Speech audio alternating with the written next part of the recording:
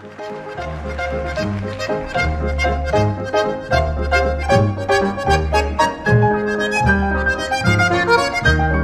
les samedis soirs on allait comme ça dans un bal musette, danser comme ça dans un vieux quartier fréquenté comme ça par des danseurs de Java comme ça. Rue de la peur, autant joyeux, où les frappeurs étaient chez eux. Rue de la peur, en ce temps-là, un petit pas, on dansait la Java.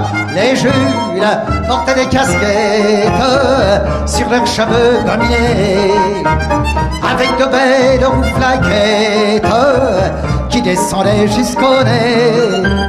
Rue de la peur, c'était charmant. Rue de la peur, mais plus prudent. Rue de la peur pour les enfants, de les emmener ce soir-là au ciné, plutôt que d'aller se faire assassiner. Passez la monnaie, et ça tournait. Et plus ça tournait, plus ça coûtait.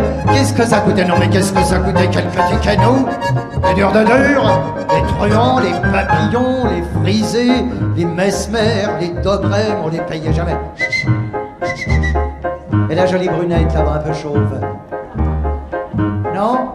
Un petit, on pourrait pas danser un cantique tous les deux, un dernier tango, non, rien? Ben va donc, grenouille, va.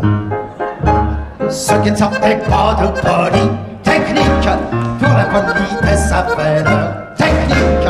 Avec les gonzesses c'était un coup de fric qui discutaient politique comme ça. Rue de la peur, on rencontrait une frappe qui revenait. Rue de la peur, pour respirer un peu d'air frais de ce bon vieux quartier. Il laissait à la Guyane sauver l'ensemble réuni pour cueillir le cœur de ces dames comme une pomme au premier. Rue de la peur, c'était parfait. Rue de la peur, oui mais. Rue de la peur, par les poulets. Un soir de rafle, il se faisait cueillir. Pour la Guyane, il devait repartir. Passer la monnaie, et ça tournait.